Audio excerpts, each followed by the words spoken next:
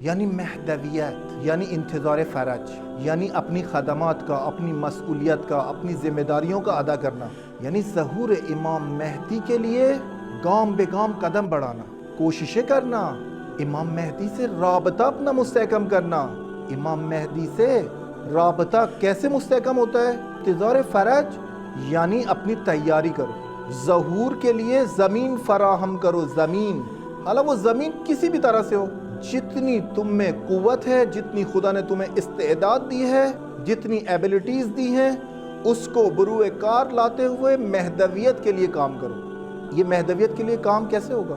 بے شخصیت انسان یہ کام کرے گا، یا جس کے دل میں گناہ اور شرک ہے خدا کی نسبت، یا وہ مہدویت کے لیے کام کرے گا جس کا نہ روان سالم ہے، نہ زندگی، نہ قلب۔ یہ جو آپ دیکھ رہے ہیں کہ ہماری دوری، ہم دور ہو رہے ہیں مہدویت سے، انتظار فرج سے، اپنی مسئولیت سے بھاگ رہے ہیں۔ یہ کیوں بھاگ رہے ہیں؟ کیونکہ اس کے پیچھے وہی کازز ہیں، یعنی دماغ میں تفکرات کا کچرا ہے۔ شیطان نے بھی اپنا رول ادا کیا ہے۔ شیطان آپ کے ویک پوائنٹ سے کھیلتا ہے آپ کے ساتھ۔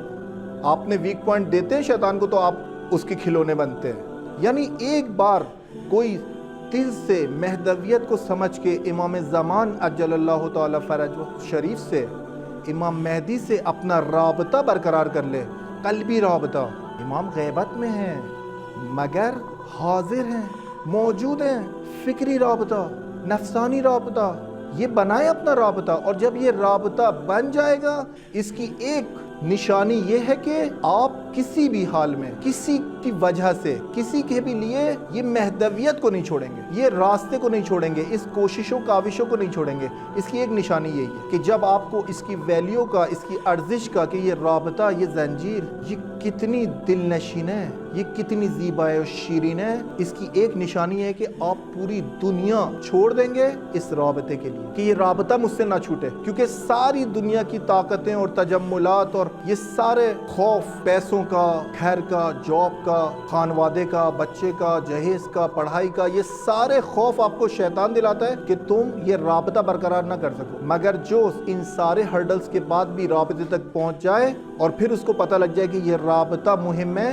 پھر وہ ہر چیز کو چھوڑ دے۔ تجربہ کر کے دیکھیں اپنی اپنی زندگیوں میں، مہدویت تک یا انتظار الفرج تک یا اس رابطے تک آپ نہیں پہنچ سکتے جب تک کہ آپ یہ اس کے پری ریکوزٹس، آپ اس کے پیش نیاز پورے نہ کر لیں۔ سلسلہ وار ہے، مراتب ہیں اس کے۔ شیطان کے پاس کوئی ویک پوائنٹ نہ رہے آپ کو لرزانے کا، آپ کو ہلانے کا، کہ نہ جاؤ اس کی طرف۔ کبھی آپ کو بھوک سے، کبھی آپ کو فقر سے، کبھی آپ کو بہت ساری چیزوں سے، بہت سارے ایسے عواطف، بہت سارے ایسے وابستگی، تعلقات، دنیاوی، خانوادگی، تعلقات مادر پدر، تعلقات بچے، ان کی محبت، یہ ساری چیزیں آپ کے ویک پوائنٹ جب بنیں گے تو وہاں نہ جاؤ آپ۔ اپنی مسئولیت، اپنی خدمات، اپنی ذمہ داری ادا کرنے سے پیچھے رہ جاتے ہیں۔